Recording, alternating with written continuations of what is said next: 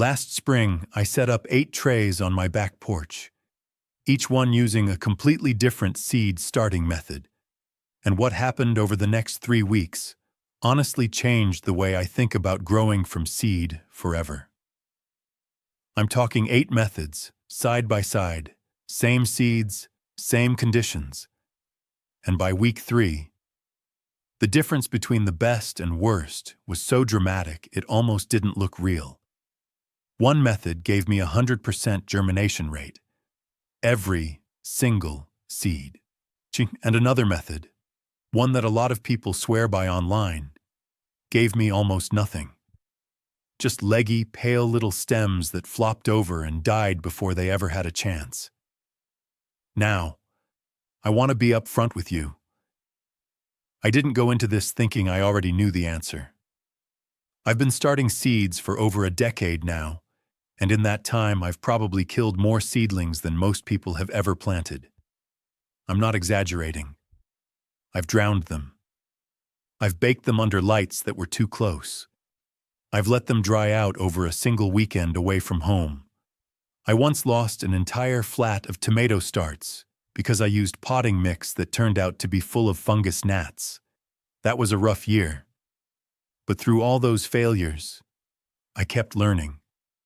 I kept adjusting. And over the last 4 or 5 seasons, my germination rates went from maybe 40% on a good day to consistently hitting 85–90%. I got decent at it. But decent isn't the same as dialed in.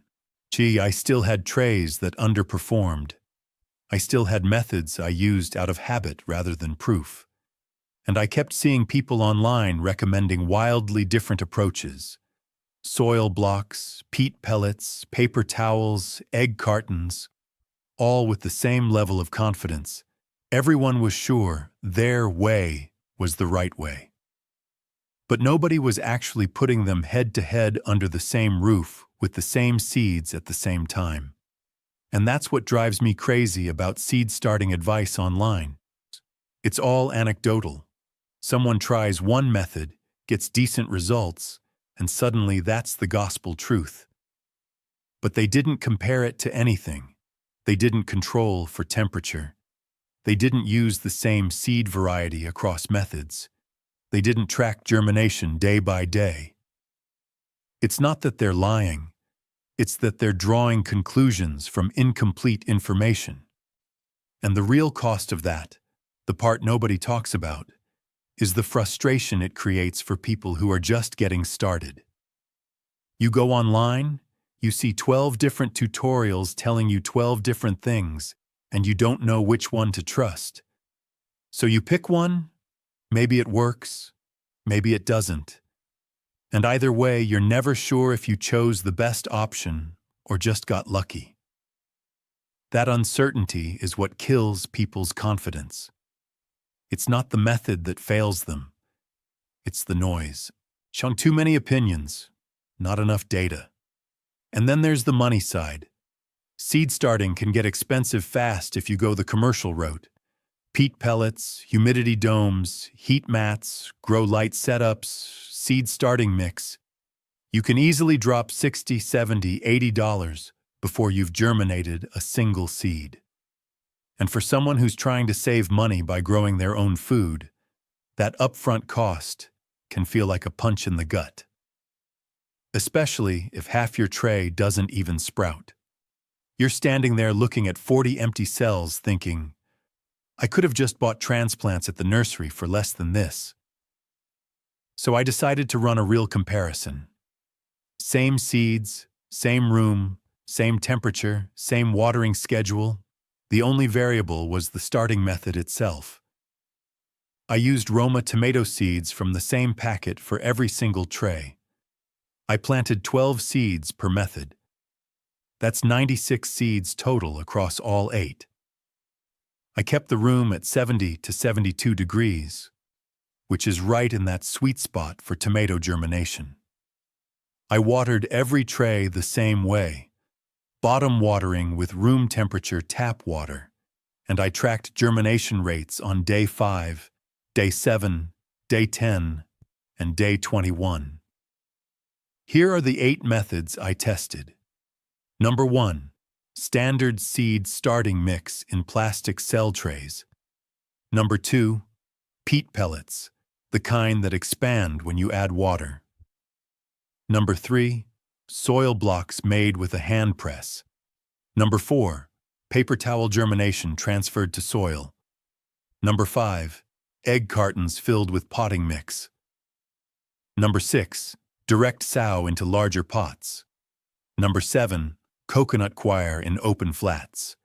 And number 8, the one that never failed, a damp paper towel inside a sealed plastic bag, placed on top of the refrigerator, then transferred into a soil block after sprouting. That last one might sound almost too simple, but stick with me, because the results tell the story better than I can. Let me walk you through all 8 methods, exactly how I set each one up, and what I observed week by week. Method 1. Standard seed starting mix in plastic cell trays. This is what most people think of when they hear seed starting. I filled a standard 72 cell tray with moistened seed starting mix, planted each seed about a 1/4 inch deep, covered the tray with a clear humidity dome, and set it under a basic shop light hung about 3 inches above the dome. By day 5, nothing. Day 7, I had 4 sprouts out of 12. By day 21, I ended up with 9 out of 12. 75% germination. Not bad, but not great either. The seedlings looked healthy enough, but a couple were leggy because the light wasn't perfectly even across the tray. Method 2. Peat pellets. These are convenient, I'll give them that. You just add warm water, they puff up, you drop a seed in the top. But here's where it got interesting. The peat pellets stayed wetter, much wetter, than the cell trays. And I noticed by day 7 that 2 of the pellets had a white fuzz growing on the surface. That's likely a harmless mold, but it's not what you want around fragile seedlings. Final count, 7 out of 12. 58%. And the root development was noticeably weaker than the cell tray seedlings. The mesh netting around the pellets seemed to restrict root growth early on. Method 3. Soil blocks. I used a 2-inch soil block maker and a fairly standard blocking mix: peat, compost, perlite, and a little garden lime.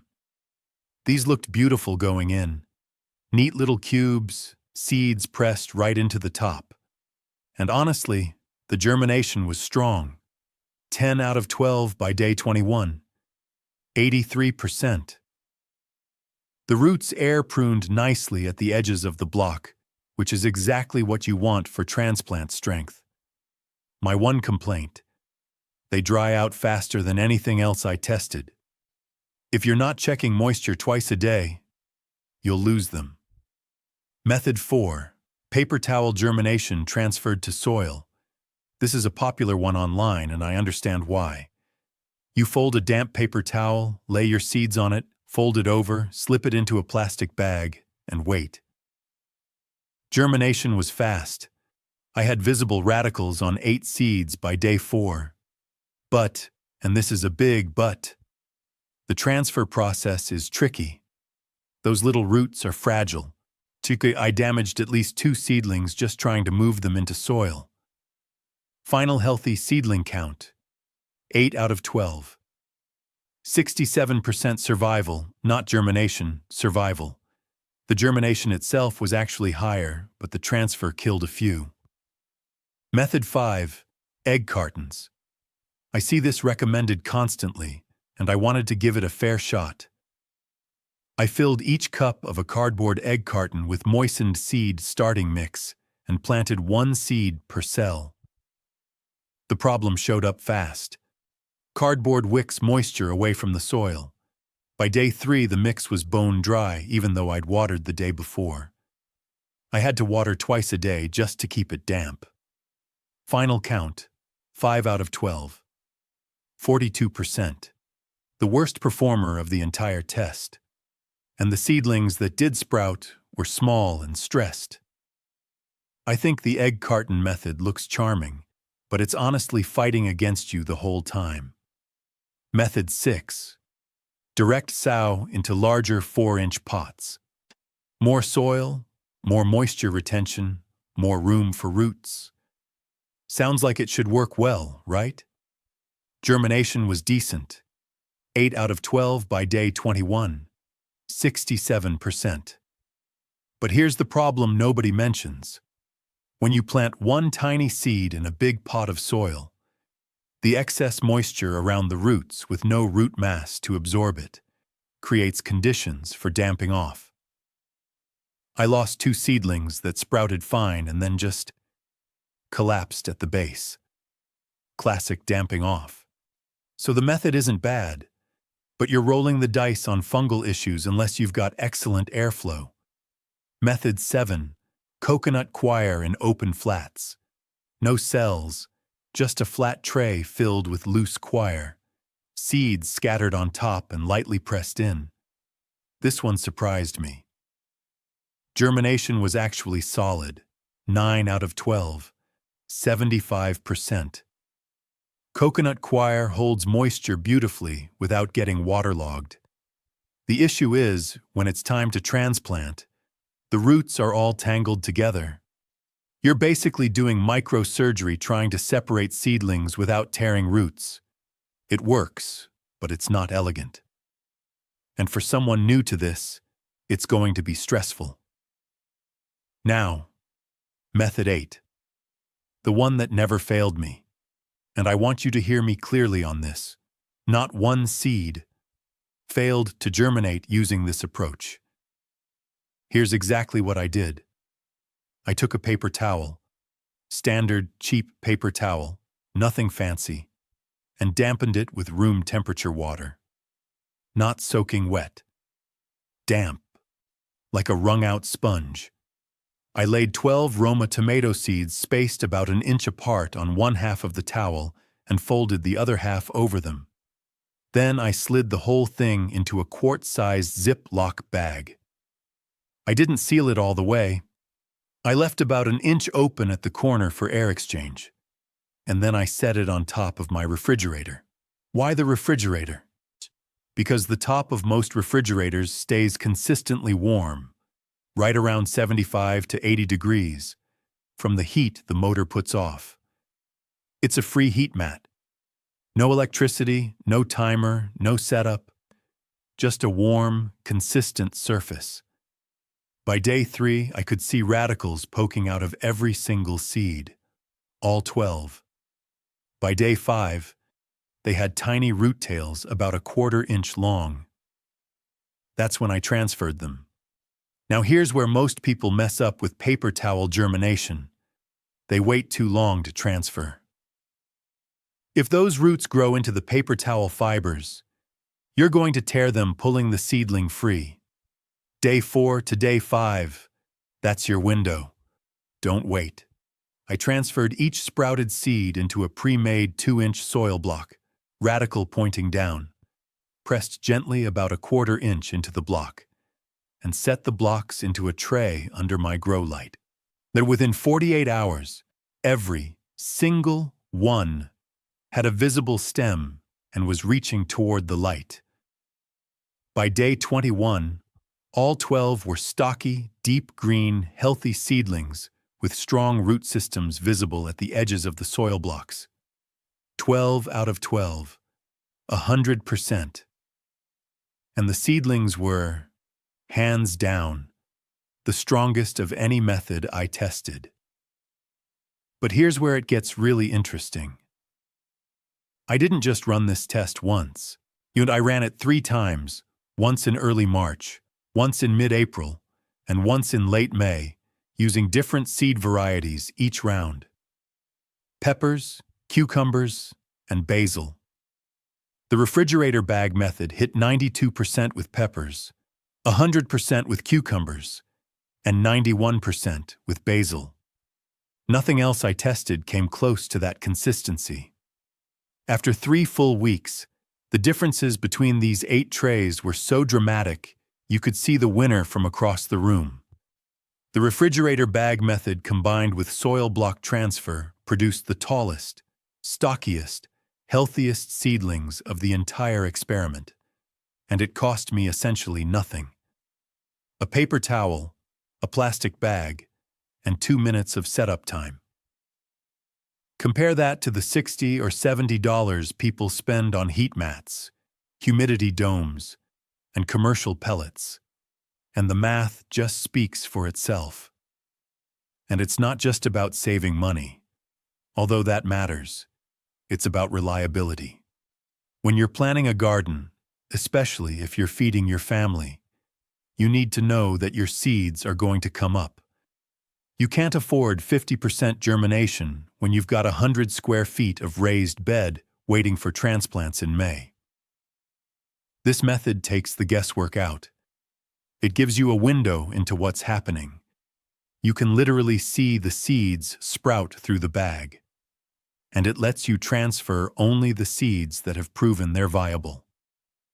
No wasted cells. No empty spots in the tray. No hoping for the best. There's also something satisfying, deeply satisfying, about knowing you don't need any special equipment to grow your own food from seed.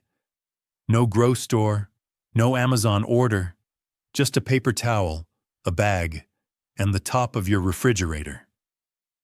That's real self-sufficiency. That's taking the complexity out and getting back to what actually works. Here's what I want you to do. Pick one variety, just one, whatever you're most excited to grow this season, and try this method this week. You probably already have everything you need sitting in your kitchen right now.